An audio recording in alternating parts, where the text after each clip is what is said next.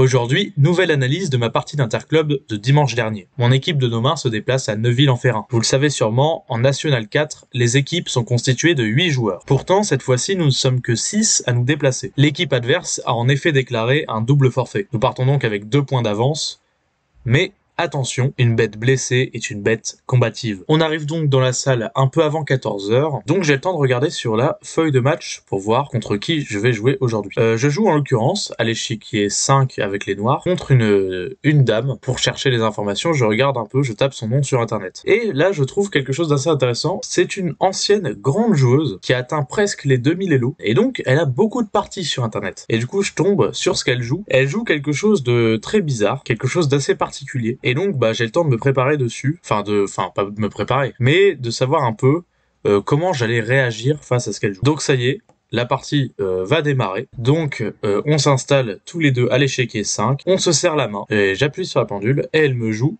D4. Bon, jusque-là, elle occupe le centre, tout est normal, je réponds D5, ce que je joue habituellement. Et là, c'est là qu'elle va me jouer le coup surprenant que j'avais regardé un peu en amont. Cavalier C3. Alors pourquoi cavalier C3 c'est bizarre? C'est parce qu'en fait on bloque le pion C et on sait que dans les positions D4, D5, on veut utiliser ce pion C, par exemple avec C4, le gambit dame, pour attaquer le centre adverse. Et ici, elle joue cavalier C3, elle bloque complètement son pion C qui va pas du tout servir dans l'attaque du centre. C'est un coup très rare, cavalier C3. C'est très peu joué. Et donc, évidemment, le coup le plus naturel, c'est cavalier F6, mais ce que j'avais vu, c'est qu'elle pouvait jouer fou G5, c'est ce qu'elle jouait. Et les positions comme ça me correspond pas trop. C'est pas un truc que j'aime, que je joue presque jamais. Et du coup, j'avais prévu, ici, de jouer le coup E6. Ça permet d'essayer de retransposer dans une française. Le coup le plus logique ici, et c'est pourquoi elle a mis son cavalier en C3, c'est E4. On veut essayer de contrôler cette case E4 pour mettre un second pion dans le centre. Et là, je serais retombé dans ma française que je joue habituellement. Mais là, très surprenamment, elle me joue fou D2. Fou D2, c'est encore plus bizarre que cavalier C3. Parce que au lieu de développer son fou, par exemple, en F4, le système de Londres, avec le cavalier là, qui s'appelle le système de Londres Jobava, pour information, elle le met en D2. C'est très surprenant, parce que ce fou est plutôt passif ici. Et en fait, on va voir qu'elle va essayer de jouer dans un système qu'on appelle le système call. Je joue le coup très logique cavalier F6, et le coup E3 marque vraiment l'apparition dans ce système call. C'est certes passif, on laisse le fou derrière la structure de pion, mais c'est une ouverture qui permet de garder les pièces. Et finalement, c'est un bon choix, parce que, on rappelle, le contexte du match, c'est qu'on gagne déjà 2-0. Et donc, faire des nuls, de notre côté, ça nous avantage. Surtout qu'elle est un peu mieux classée que moi. Du coup, cette ouverture, ça permet d'essayer de compliquer la situation, de garder des pièces sur l'échiquier pour essayer de m'attaquer avec plus de pièces. Et donc c'est plutôt bien joué. Bon, dans tous les cas, moi j'essaie de trouver un plan, comment continuer cette ouverture. Ici j'ai par exemple le coup C5 qui est très logique, attaquer le centre adverse, où je peux par exemple développer mon fou en D6, c'est une autre option. Mais ici je choisis un coup peut-être moins ambitieux, je joue le coup cavalier BD7. Je décide de développer mon cavalier en D7 plutôt que de jouer C5. Et mon idée, après cavalier F3 qui est très logique, c'est de jouer le coup C6 et de faire cette fameuse pyramide de pions thématique pour avoir une structure très solide. Et mon idée pour sortir le fou, c'est de jouer le coup E5. Mais ce que j'avais pas prévu, et ce que je vais me rendre compte après fou D3,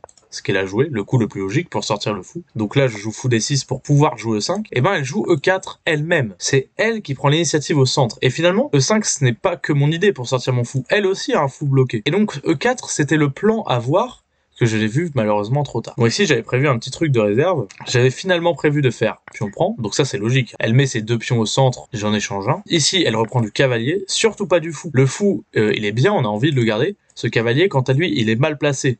Il est empêtré dans ma structure. Et si j'avais simplement prévu de prendre le cavalier, prendre le fou, et de mettre mon cavalier en F6. Et c'est logique finalement. Je manque d'espace. C'est elle qui a l'espace central, avec son pion au centre. Et donc, c'est dans mon avantage d'échanger les pièces. Donc je prends, elle prend, je joue cavalier F6, j'ai échangé une paire de pièces, et en même temps j'attaque son fou. Et maintenant, sûrement, le coup le plus logique qu'on ferait très rapidement, c'est fou D3. Écarter son fou de l'attaque, le laisser sur une belle diagonale, mais ici elle va jouer Dame 2. Dame 2, après une longue réflexion, elle me laisse la paire de fous et son magnifique fou de case blanche. Donc là, j'hésite, je réfléchis assez longuement, puis finalement je prends.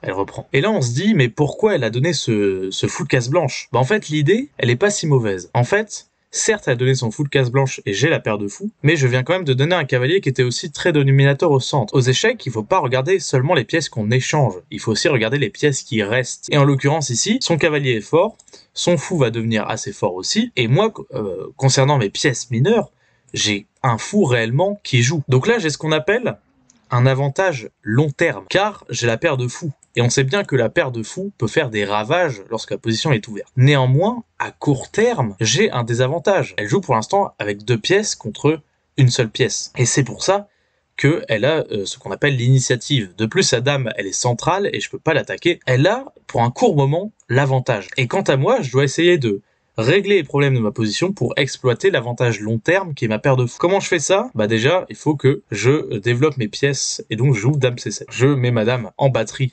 avec le fou et je prépare pourquoi pas la poussée C5. Mon adversaire va jouer un coup très logique, c'est le coup C4. Elle prend l'espace au centre, elle met un deuxième pion au centre pour avoir encore plus d'espace. Donc là je calcule un peu, je vois que il n'y a rien qui m'empêche de jouer B6. L'idée de B6, c'est évidemment, si cette diagonale est bloquée, je peux mettre mon fou sur l'autre diagonale, en B7 ou en A6. Et là, mon adversaire va jouer fou C3. Et là, on commence à sentir que mon adversaire n'exploite pas pleinement son avantage court terme. Parce que oui, ce que j'ai dit tout à l'heure, c'est que mon adversaire jouait avec 2 pièces mineures contre une, pour le moment, car mon fou n'était pas sorti. Mais là, on sent qu'elle replace ses pièces, elle joue un coup de C4, un coup de fou C3, pour améliorer doucement sa position, mais elle n'essaye pas concrètement de m'attaquer. Si on reprend la position ici, on voit que mon roi est au centre encore. Et avant que je puisse le mettre à l'abri, il y a un petit peu de chemin, parce que oui, on dit, pourquoi je pourrais pas faire petit roc au prochain coup, par exemple? Eh ben, petit roc, ce serait extrêmement dangereux. Pourquoi ce serait extrêmement dangereux? Parce que mon cavalier,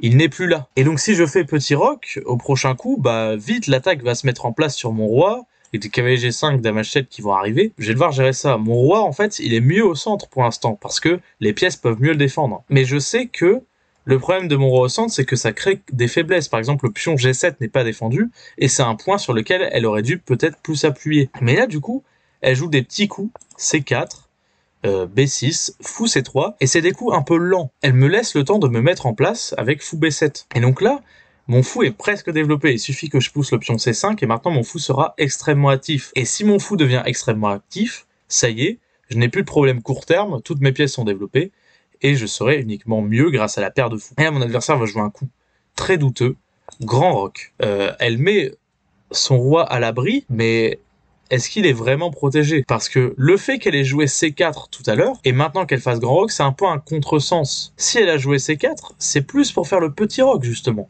Parce que le fait qu'elle a bougé le pion C affaiblit ce roi de ce côté-là. Et donc mon adversaire commence à faire un peu des contresens dans son jeu. Et là surtout, bah, qu'est-ce qui m'empêche de jouer le coup C5, le plan que je rêve de faire depuis tout à l'heure. Mais il y avait le coup D5, et je trouvais que c'était un peu compliqué ici. Comment continuer? Mon pion est cloué. Mon roi est toujours au centre, il y a des problèmes. Du coup, à la place, je décide de jouer grand roc. Je m'enlève des problèmes. Évidemment, j'ai pas envie de faire le petit roc à cause du fait que toutes mes pièces sont à l'aile dame, et donc j'aurai plus aucune pièce pour défendre à l'aile roi. Et donc je joue au grand roc, et mon idée c'est toujours de jouer C5. Bon, c'est une petite imprécision. L'ordi préférait C5 quand même. Mon adversaire joue roi B1. Et là, on peut dire que officiellement, ça y est, mon adversaire n'a pas profité de son avantage court terme. Et maintenant, je peux m'organiser doucement pour faire briller ma paire de fous. Ce qui est un peu mon avantage dans cette partie. Je me dis, ce fou, il est un peu mal placé. Il est bien placé sur cette diagonale, mais le roi est là-bas, le roi adverse, et surtout, ce fou me fait peur pointé sur G7. Et surtout, j'ai envie de contrôler cette case D5, parce que c'est cette case D5 qui m'empêche de jouer le coup C5 à cause de D5, et ça m'embête un peu. Du coup, je me suis dit une pierre deux coups. Après roi B1, on va replacer le fou en E7 pour le mettre en F6, et ensuite, pourquoi pas jouer C5 parce que ma tour contrôlerait maintenant cette case. Et là, mon adversaire fait dame G4, et c'est maintenant qu'elle s'en prend à mon pion G7. Et là, je me dis, c'est un peu bizarre parce que c'est maintenant qu'elle s'en prend à mon pion G7, alors que maintenant, je peux juste faire fou F6, le défendre, faire mon idée, replacer mon fou. Mon adversaire joue cavalier E5. Elle met son cavalier sur un bel avant-poste ici. Et là, je me dis, ça y est, c'est maintenant. Je peux jouer mon coup. C5. Mon fou brille sur la grande diagonale. Ça y est, je suis mieux. Et maintenant, qu'est-ce qu'il faut faire? Elle rentre dans une très longue réflexion. On est proche des 40 minutes de réflexion ici pour elle. Parce que là, j'attaque en quelque sorte le socle du cavalier E5. Maintenant, elle ne peut pas prendre, parce que je prends le cavalier. Si elle prend, je prends le cavalier. Hop, le fou est défendu par madame. Exactement pareil si elle pousse. Et du coup, elle joue cavalier F3. Cavalier F3 qui est un peu un contresens. Elle vient de placer son cavalier et de remettre en F3. Je sais que ce n'est pas un bon coup. Qu'est-ce qu'il fallait jouer ici? Il fallait jouer par exemple un coup comme F4. Et pour essayer de stabiliser ce cavalier sur cette belle case. Ou un coup comme tour E1. Pour activer sa tour et défendre le cavalier. J'aurais pris, sûrement, elle aurait pris, et c'est une partie compliqué. Je suis peut-être un peu mieux, mais ce n'est pas sûr. Mais cavalier F3, elle joue à contresens, elle perd des temps. Il faut que je trouve un moyen d'exploiter ça. Je joue, puis on prend D4. Voilà, c'était mon idée. J'enlève un pion de son centre, j'échange un pion de l'aile contre un pion du centre. Et là, mon adversaire va jouer le coup qui va lui coûter la partie. Elle joue fou prend D4. Et c'est maintenant que je vous demande de mettre sur pause, en utilisant la méthode des coups forcés qu'on a vu il y a quelques vidéos déjà, et vous pouvez trouver la tactique qu'il y a dans cette position. Vous pouvez mettre sur pause, essayer de trouver vous-même. Elle est assez instructive. Ok, ici, il fallait absolument reprendre du cavalier pour pas se prendre la tactique qui arrive juste après. Parce qu'en fait, fou prend, le fou, il est défendu par la dame, le cavalier et la tour. Et moi, je l'attaque par la tour et le fou. Donc, on peut penser que le fou des blancs est très stable, il est impossible à capturer, il est trop bien défendu. Mais ici, il y a une séquence tactique très intéressante. H5.